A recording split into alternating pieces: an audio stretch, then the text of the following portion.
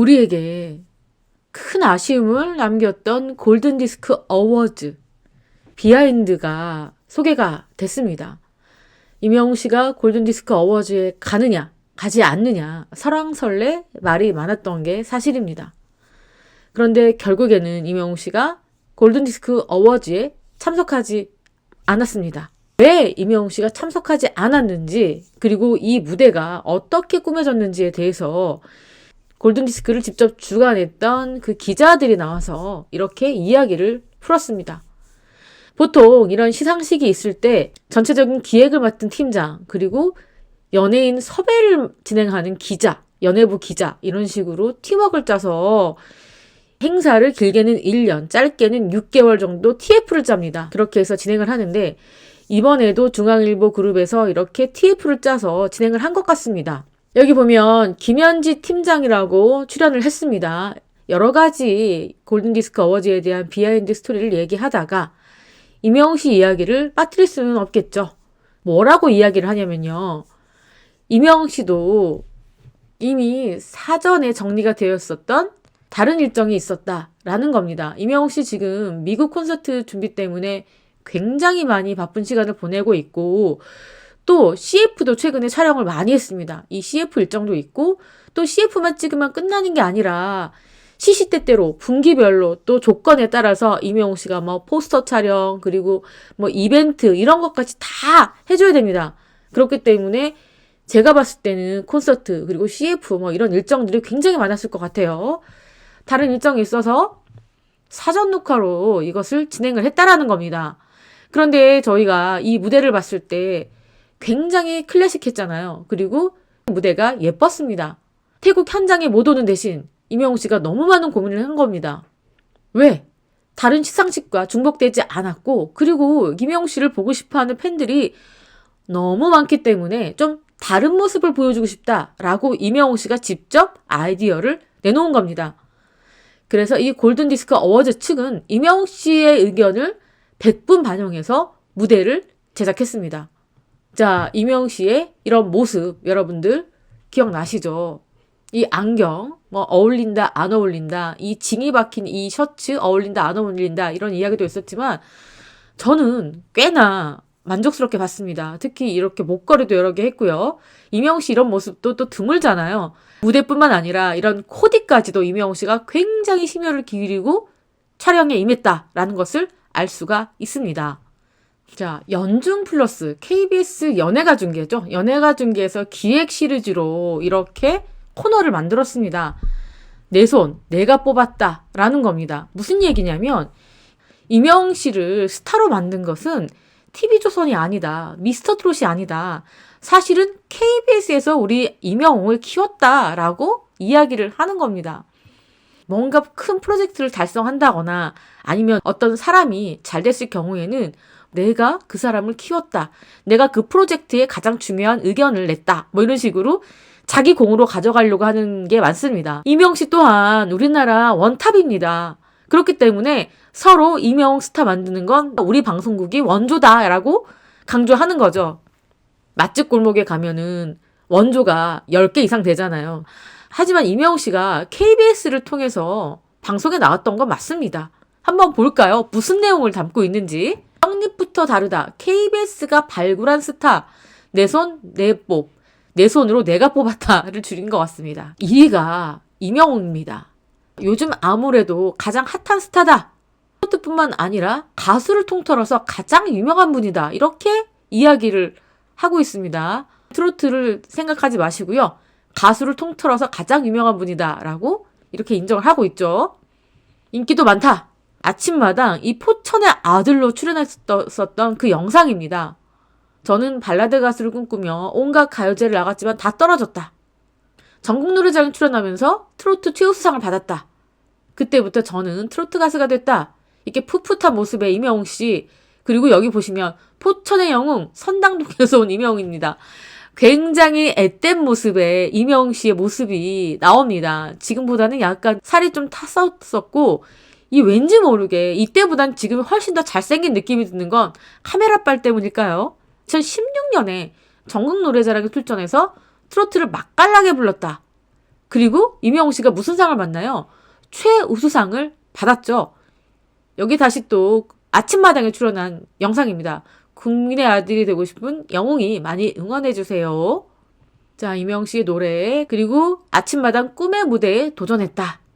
그리고 이렇게 참가자가 있었는데 그 중에서 임영웅 씨가 지금 스코어랑 비슷합니다. ARS 문자를 통한 가장 많은 득표, 바로 옆에 있는 분들보다 거의 10배 차이가 납니다. 2등과 거의 뭐 10,000표 이상 차이가 납니다. 이렇게 해서 임영웅 씨가 당당히 1위를 거머졌죠. 5승을 차지합니다. 이 영상은 임영웅 씨가 KBS 불후의 명곡 송해 특집편에 출연했을 때 그때 인터뷰한 내용입니다. 전국 노래자랑에 초대돼서 설 만큼 좋은 가수가 되어서 송혜 선생님 앞에서 인정받고 싶었다. 이렇게 송혜 씨에 대한 특별한 마음을 전했는데요. 이렇게 임영웅 씨가 자신의 마음을 담아서 노래를 불렀습니다. 그리고 실제로 포천시 편으로 전국 노래자랑이 돌아왔을 때 그때 임영웅 씨는 초대 가수로 출연을 했습니다.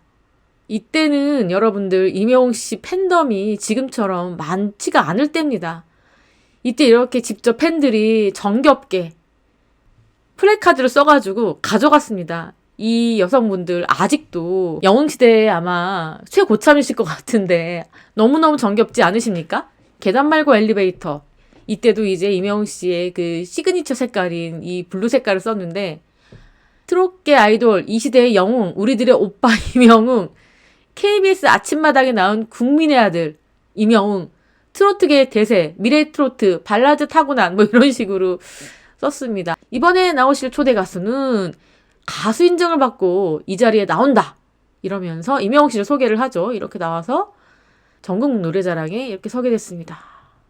이렇게 이례적으로 이 KBS 연예가 중계가 내 손으로 뽑은 내 스타 1위에 임영웅 씨를 올린 것은 대스타 임영웅을 두고 서로 내가 키웠다라고 우기는 꼴과 비슷합니다.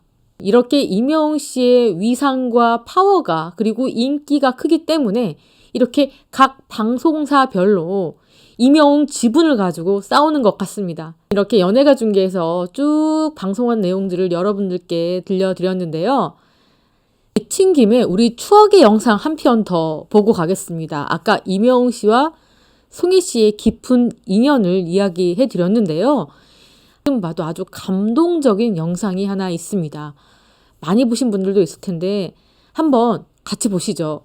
불후의 명곡 송혜가요제입니다. 트롯맨 편인데 임영웅 씨가 이렇게 또 출연을 했습니다. 신동엽 씨가 임영웅 씨의 꿈이 시작된 게 바로 전국 노래자랑이다. 거기서 최우수상을 받았다.